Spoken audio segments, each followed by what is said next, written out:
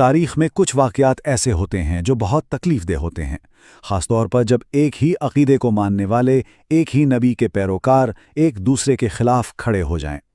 آج ہم جنگ جمل سے پہلے کے ان نازک حالات پر بات کریں گے جنہوں نے ابتدائی اسلامی تاریخ کے سب سے افسوسناک واقعات میں سے ایک کی بنیاد رکھی۔ تو سوال یہی اٹھتا ہے کہ ایسا ہوا کیوں؟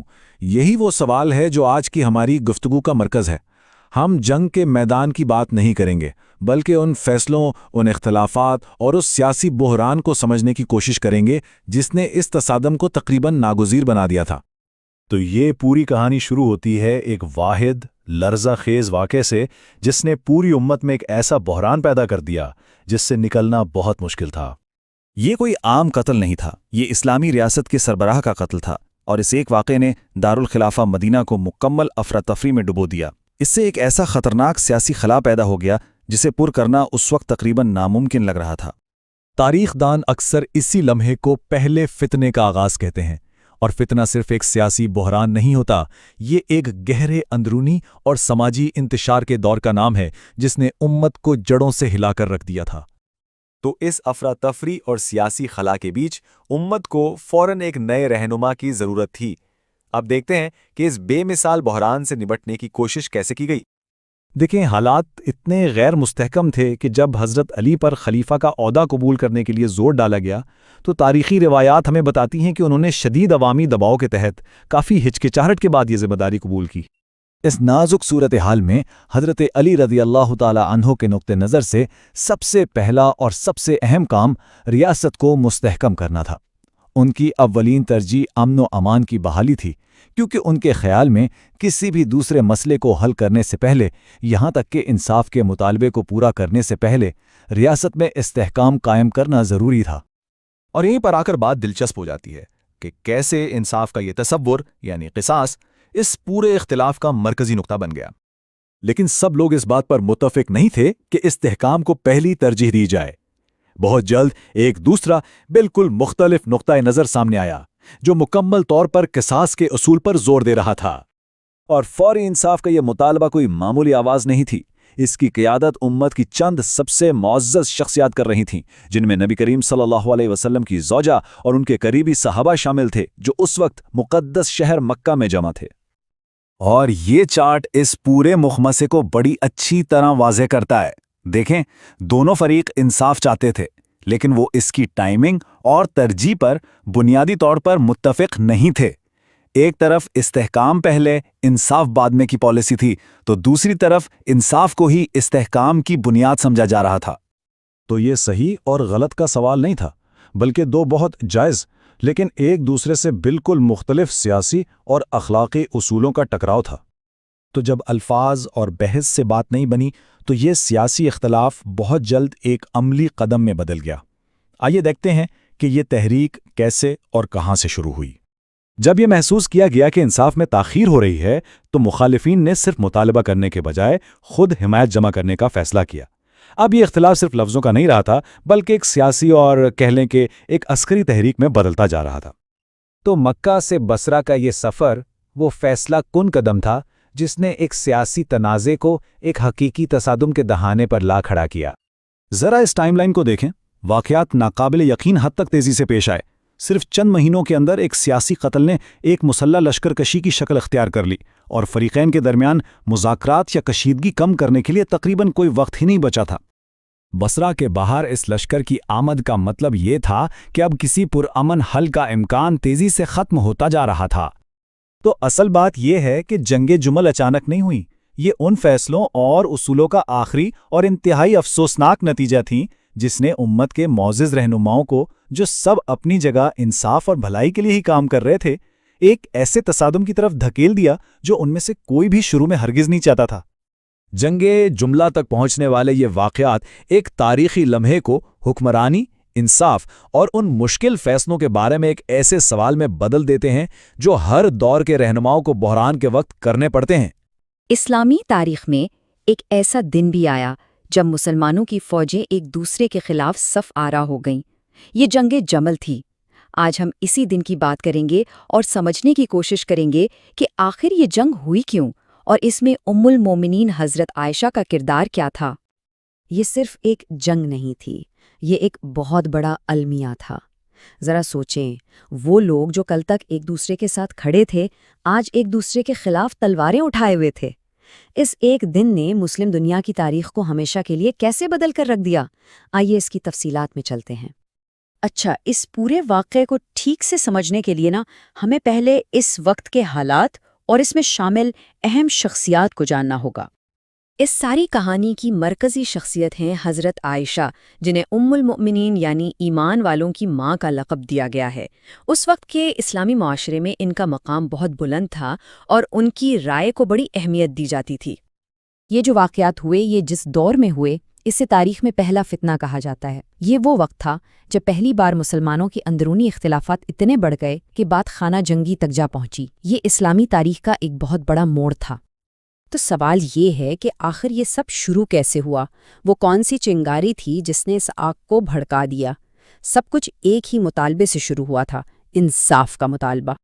یہاں سے واقعات بہت تیزی سے آگے بڑھتے ہیں۔ سب سے پہلے تیسرے خلیفہ حضرت عثمان کو شہید کر دیا جاتا ہے، جس سے پوری مسلم دنیا میں ایک ہلچل مچ جاتی ہے۔ اسی افراتفری میں حضرت علی کو چوتھا خلیفہ منتخب کیا جاتا ہے، لیکن فوراً ہی حضرت عثمان کے قاتلوں سے قصاص یعنی خون کا بدلہ لینے کا مطالبہ زور پکڑ لیتا ہے۔ اسی مطالبے کو لے کر حضرت عائشہ اور ان کے حامی مکہ سے نکلتے ہیں تاکہ لوگوں کی حمایت حاصل کر سکیں۔ تو انصاف کا یہ مطالبہ ایک منظم تحریک میں کیسے بدلا؟ اس کے لیے انہیں ایک مرکز کی ضرورت تھی اور اسی لیے انہوں نے بصرہ کا سفر شروع کیا۔ اس تحریک کو ہم 3 مرحلوں میں دیکھ سکتے ہیں۔ پہلا مرحلہ تھا اتحاد کا، جب حضرت عائشہ اور دوسرے بڑے صحابہ ایک مقصد پر اکٹھے ہوئے۔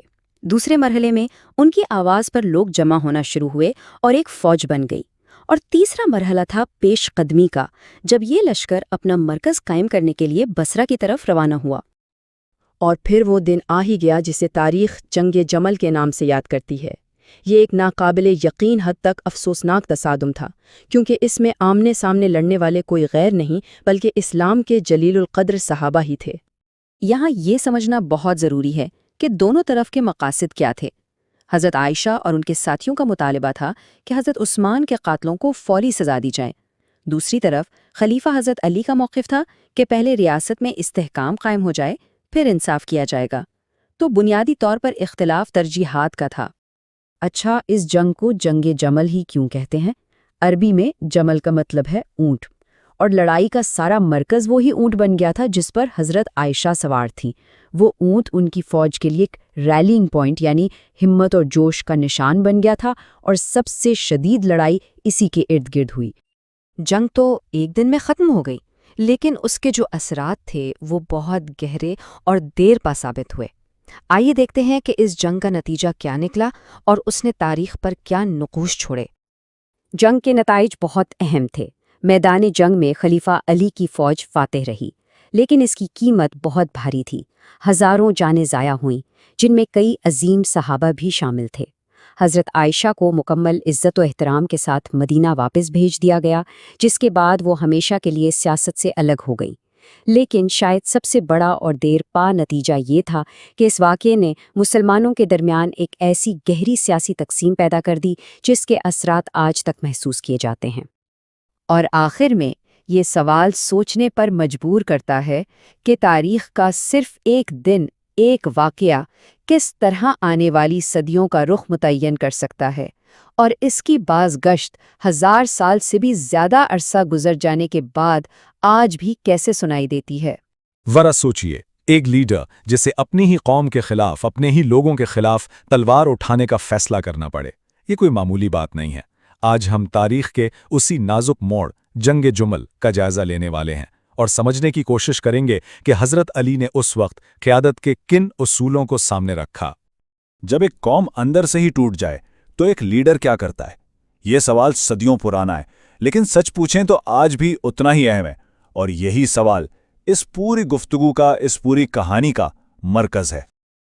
اچھا، تو اس پوری کہانی کے جو مرکزی کردار ہیں وہ ہے حضرت علی، ایک ایسے رہنما جنہیں تاریخ کے ایک بہت ہی مشکل چیلنج کا سامنا تھا۔ تو پہلے یہ سمجھنا ضروری ہے کہ اسلامی تاریخ میں ان کا مقام آخر تھا کیا۔ دیکھیں، حضرت علی صرف ایک حکمراں نہیں تھے، وہ پیغمبر اسلام کے خاندان کا حصہ تھے، ان کے چچا زاد بھائی اور داماد، اور پوری اسلامی دنیا میں ان کی عزت کی جاتی تھی۔ ان کی پہچان ہی ان کی دانائی، ان کے انصاف سے تھی۔ اور اب آتے ہیں اس واقعے کی طرف جس نے تاریخ کا رخ ہی موڑ دیا، جنگ جمل۔ یہ وہ لمحہ تھا جب پہلی بار اسلامی ریاست کے اندر کا اختلاف ایک کھلی جنگ میں بدل گیا۔ حالات بہت تیزی سے بدلے تھے۔ پہلے تیسرے خلیفہ کا قتل ہوا، پھر حضرت علی نے خلافت سنبھالی، اور پھر انصاف کے لیے آوازیں اٹھنے لگیں۔ بس ان سب چیزوں نے مل کر ایک ایسا طوفان کھڑا کر دیا جو صرف چند مہینوں کے اندر اندر میدان جنگ تک پہنچ گیا۔ تو جنگ جمل کا نام جمل یعنی اونٹ پر کیوں پڑا؟ کیونکہ حضرت عائشہ جس اونٹ پر سوار تھیں وہ میدان جنگ میں ایک مرکز کی حیثیت رکھتا تھا۔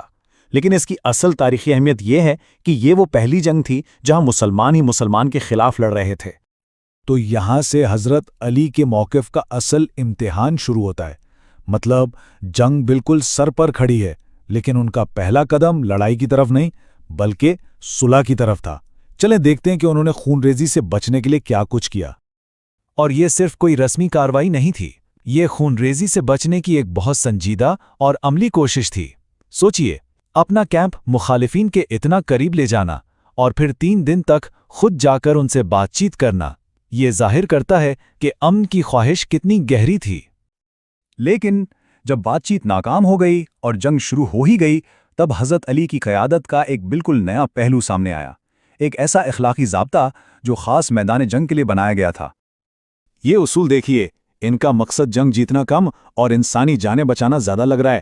مقصد صرف دشمن کو ہرانا نہیں تھا، بلکہ یہ یقینی بنانا تھا کہ لڑائی کے دوران بھی انسانیت کا احترام رہے۔ یہ ایک جنگی حکمت عملی سے کہیں زیادہ ایک اخلاقی موقف تھا۔ بس یہ ایک جملہ ان کی پوری حکمت عملی کا خلاصہ ہے۔ یہ جارحیت نہیں، یہ دفاع ہے۔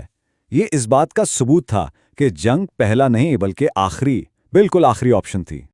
خیر، جنگ ختم ہوئی اور حضرت علی کو فتح ملی، لیکن اصل امتحان تو اب شروع ہوا تھا کہ ایک فاتح کی حیثیت سے وہ ہارے ہوئے لوگوں کے ساتھ کیا سلوک کرتے ہیں۔ اور یہاں ان کا طرز عمل اس دور کی ہر روایت سے بالکل الگ تھا۔ جہاں فاتح غلام بناتے تھے، مال لوٹتے تھے، بدلہ لیتے تھے، وہیں حضرت علی نے معافی، حفاظت اور عزت کا راستہ چنا۔ یہ اس زمانے کے حساب سے ایک بالکل انقلابی سوچ تھی۔ تو سب سے اہم نقطہ یہی ہے، ان کے لیے یہ کسی دشمن پر فتح نہیں تھی، بلکہ ایک ہی خاندان کے اندر جو ایک افسوسناک اختلاف پیدا ہو گیا تھا، یہ اس کا خاتمہ تھا، اور یہی سوچ ان کے ہر قدم کی بنیاد تھی۔ تو جنگ جمل کا یہ واقعہ صرف تاریخ کا ایک حصہ بن کر نہیں رہ گیا، اس نے قیادت اور اخلاقیات کے کچھ ایسے اصول چھوڑے ہیں جو آج بھی دنیا بھر کے رہنماؤں کے لیے ایک بہت بڑا سبق ہیں۔ تو اگر ہم ان کے موقف کا خلاصہ کریں تو وہ 4 ستونوں پر کھڑا تھا۔ پہلا، امن کو ہمیشہ پہلا موقع دو۔ دوسرا، جنگ میں بھی اخلاق کا دامن ہاتھ سے نہ چھوڑو۔ تیسرا، فتح کے بعد انتقام نہیں، رحم کرو۔ اور سب سے بڑھ کر ذاتی جیت پر قوم کے اتحاد کو ترجیح دو۔ اور آخر میں یہ کہانی ہمیں ایک بہت گہرے سوال کے ساتھ چھوڑ جاتی ہے کہ قیادت میں انصاف و رحم، ان دونوں کے درمیان توازن آخر کیسے قائم کیا جائے؟ یہ ایک ایسا سوال ہے جس کا جواب ہر دور کے لیڈر کو اپنے حالات کے مطابق خود ہی تلاش کرنا پڑتا ہے۔